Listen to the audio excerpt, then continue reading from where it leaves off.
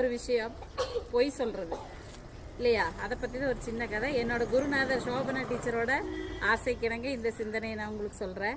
4 friends இருந்தாங்களா, college படிச்சுட்டு இருக்காங்க. நாளைக்கு எக்ஸாமு. அப்போ முன்னத்த நாள் ஒரு பார்ட்டி இருக்குது.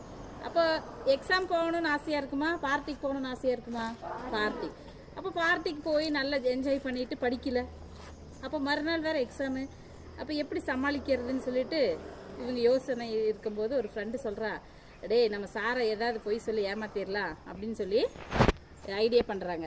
அப்போ வர்ற வழியில் காரு பிரேக் டவுன் ஆயிடுச்சு, அதனால் எக்ஸாமுக்கு டைமுக்கு எத்த முடியல அப்படிங்கிற மாதிரி பண்ணிக்கலான்னு கறியெல்லாம் எடுத்து கையில் கிரீஸ் எல்லாம் கையில் தேய்ச்சிட்டு அழுக்கெல்லாம் பண்ணிவிட்டு லேட்டாக போகிறாங்க. எக்ஸாம் 10 மணினா 12 மணிக்கு போய் சார் நாங்கள் எக்ஸாம் எழுதுறதுக்கு வந்தோம். என்னடா தம்பி லேட்டாக வந்திருக்கீங்க அப்படின்னு கேட்கவும், சார் வர்ற வழியில் கார் பஞ்சர் ஆயிடுச்சு சார், பார்த்தீங்களா சார் எங்கள் ட்ரெஸ் எல்லாம் அழுக்காக இருக்குது அப்படின்னு சொல்லி சமாளிச்சுடுறாங்க.